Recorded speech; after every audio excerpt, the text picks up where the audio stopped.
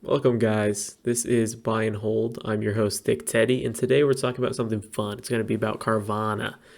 And I'm sure if you guys were around the market today, you guys saw Carvana halting up, halting around, being crazy.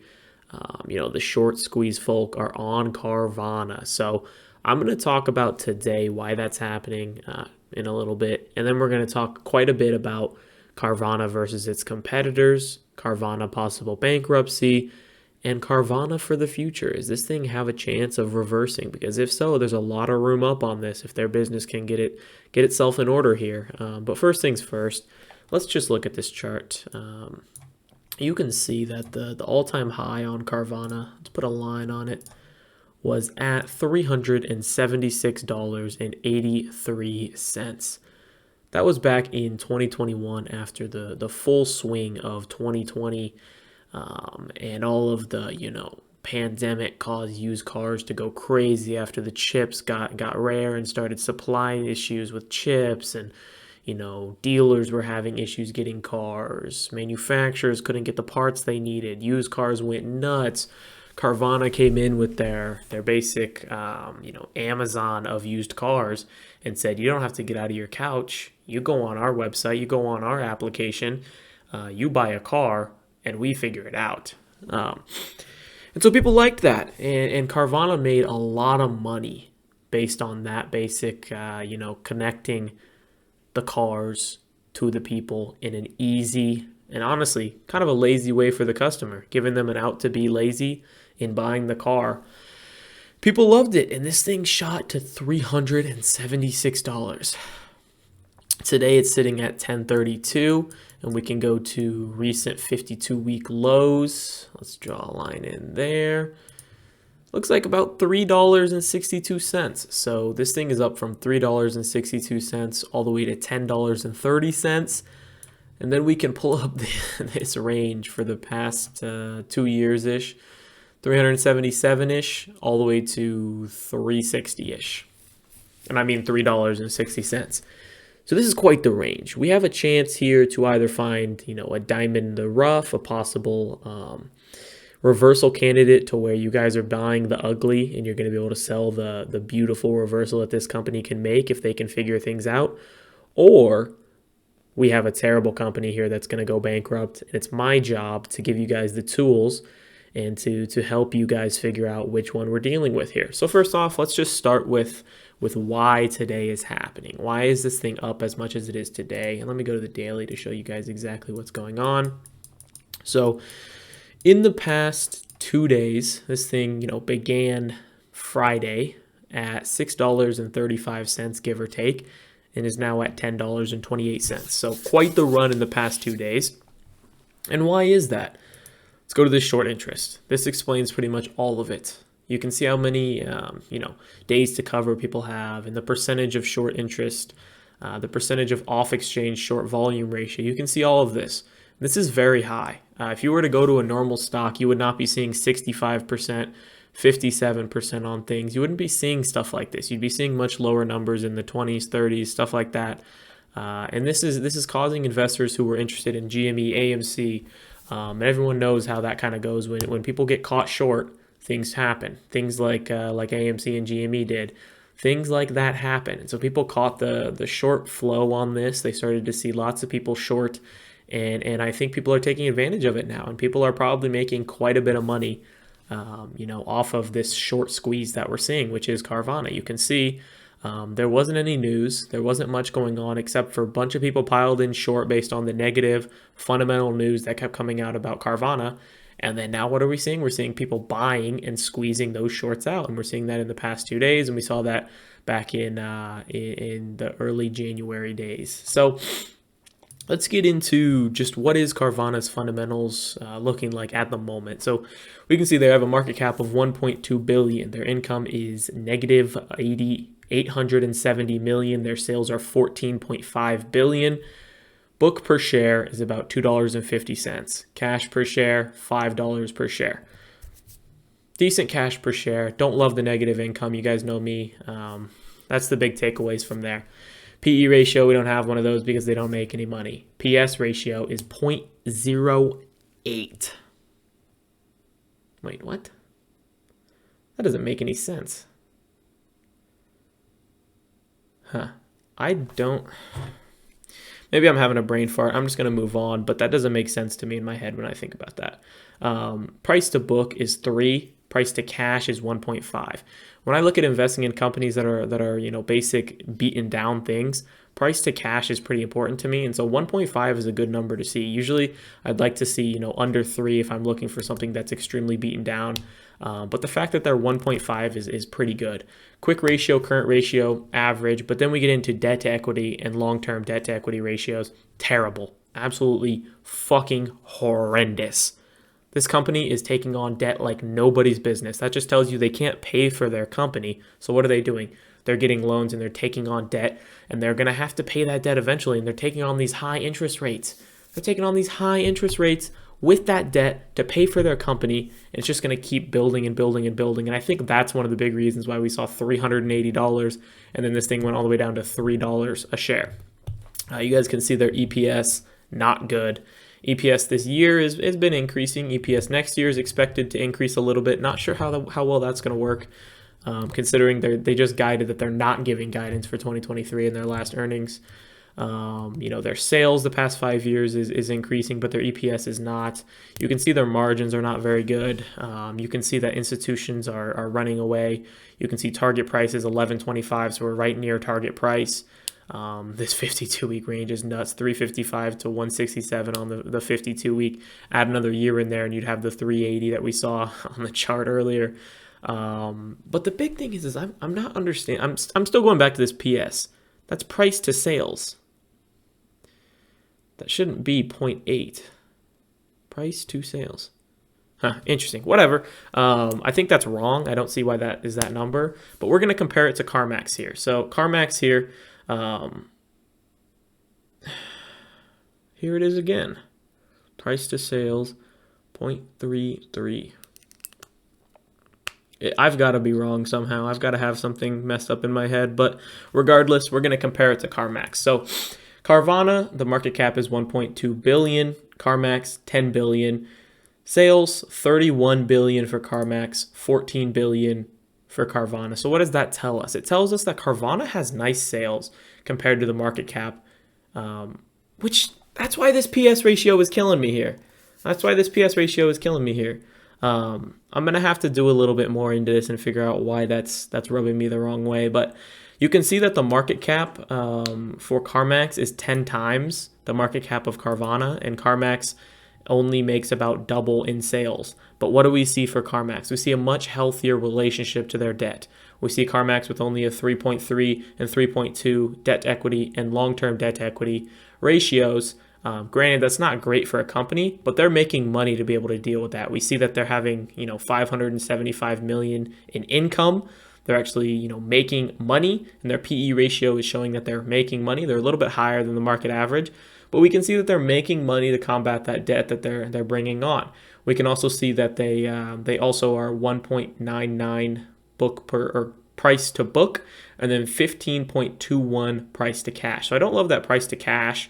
But I do like their debt, the relationship they have with their debt and the way that they're able to pay it off, unlike Carvana, who's just hemorrhaging more and more and bringing on more debt and more debt and more debt. So yeah, it's very interesting to me to see that Carvana seems to be a little bit undervalued if they could just deal with their fucking debt. That's the big thing, is if they can deal with their debt, which right now they're very, very unable to deal with their debt. Let's look at their shareholder letter. So this is just, a little bit of a summary. It says retail units totaled 102,000, decrease of 8%. Retail revenue totaled 3.38 billion, a decrease of 3%.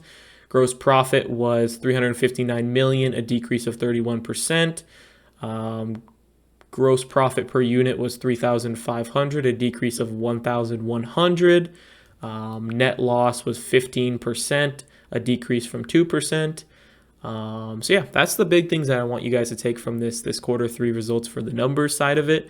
And then if we go down to their outlook here, guys, it says, looking forward to 2023, we are not providing a quantitative outlook at this time.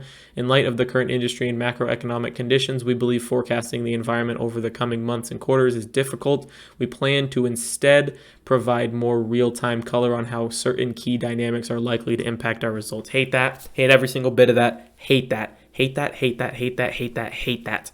As many hates as you want to put in before that. Hate that.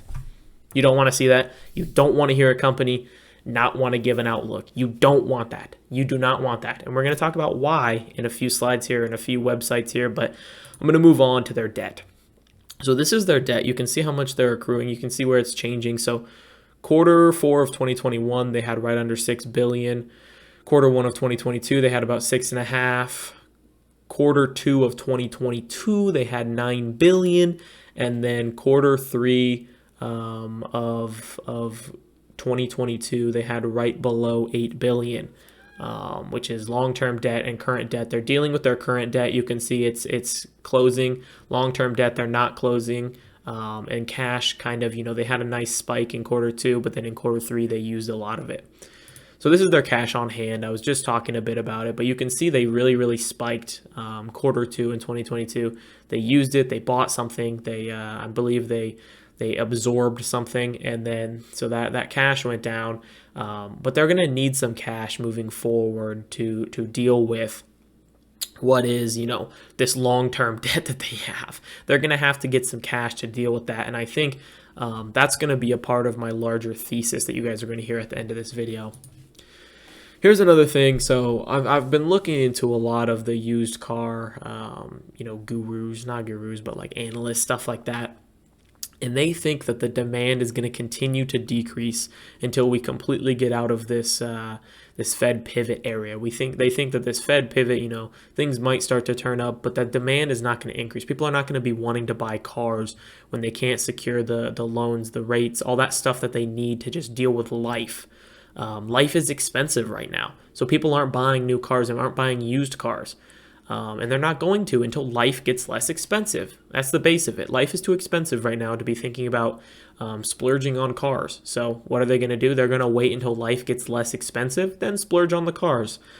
You can see the numbers here. There's a lot of reasons behind why car prices are likely to decrease, along with demand is likely to decrease. Eventually, demand will start to increase as the price decreases, and then we'll get a reversal on prices of cars and probably demand on cars as well. But right now is probably not the time. We're likely to see some continuation because things need to de-inflate after what we saw in 2020. And then this article is really, really interesting to me. I saw a lot of numbers in here that I liked, so I brought it up for you guys. You can see these are the largest issues. Carvana's revenue grew 101% in 2019, 42% in 2020, soared 129% in 2021, but in the first 9 months of 2022, revenue only grew 19% year over year. You can see Carvana only held $477 million in cash and restricted cash at the end of the third quarter. It was shouldering $9.25 billion in total liabilities, including $6 billion in long-term debt. Wow, that's a lot of debt. They agreed to work together to force Carvana to restructure its debt or secure fresh financing. That rare alliance between its creditors suggests fears are rising that Carvana might seek Chapter 11 bankruptcy protection. That would be absolutely terrible for shareholders. So I want to get this across to you guys. The risk of Carvana is absolutely astronomical right now. The risk of Carvana is astronomical. Let's move down and read this. So will Carvana run out of cash this year? So some people believe Carvana will simply run out of cash. You can see here, this is their long-term debt. Some of it matures in 2025, 2027, 2028, 2029, and 2030. So they have a bit of time to turn things around. But if they do not turn things around by 2025, they're fucked. They're paying quite a bit of interest on those each splits. That's the 2025, 2027, all of those sections. They're paying a decent amount of interest rates on those. You can see the numbers here. It's between 4.8 and 5.8. So things are going to get pretty nasty if they can't figure things out within the next 2 years. And they don't have enough cash on hand to stave away needing to raise money or bankruptcy for the next 2 years. So they're either going to have to turn things around heavy, or they're going to have to raise cash with some sort of an offering, which is, again, a terrible place to be if you're an investor. So that's going to kind of full circle us here. What we're looking at with Carvana is we're looking at a company that if they were able to turn things around, you can see the kind of promise that their sales show here versus CarMax's sales and market cap. You can see like what we're seeing here as a company. They have a lot of sales, they have a lot of customers, they have a decent idea of what they're doing. They were successful. They just can't handle the debt right now. They just cannot handle the debt that they have right now, and they're looking to have to raise cash or have to go bankrupt. And so what I'm going to tell you guys here is I think this company is, not a bad company. I just think it was severely mismanaged from a financial standpoint for a while there. They could have went different avenues, during their expansion. They could have, kept themselves safe on the back end here. The back end is hitting, and they never kept themselves safe. They never figured out a way to protect themselves from this, and it's showing. And so what I think the best possible route for this is we wait for funds to be raised or Chapter 11 to be filed. And then after that, guys, I don't see much downside on this. I think, well, you guys, you know what I mean. Like, I do see tons of downside on this after one of those is filed, obviously. But I think at that point, they're going to either be in the make or break phase where it's either going to be, this thing goes 1,000% in a few years, or it's just going to go, fully down. And Chapter 11 is pretty much bottom. But after, an offering is dropped, this could be a possible scoop and hold just for the fact that it's such a high reward play because they have things figured out from a perspective of selling. Like, they know how to sell cars. They know how to sell cars. They know how to do their main job. They just don't know how to manage the things behind the scenes. They don't know how to properly manage a company that probably should not have been expanding at the rate that they really pushed for.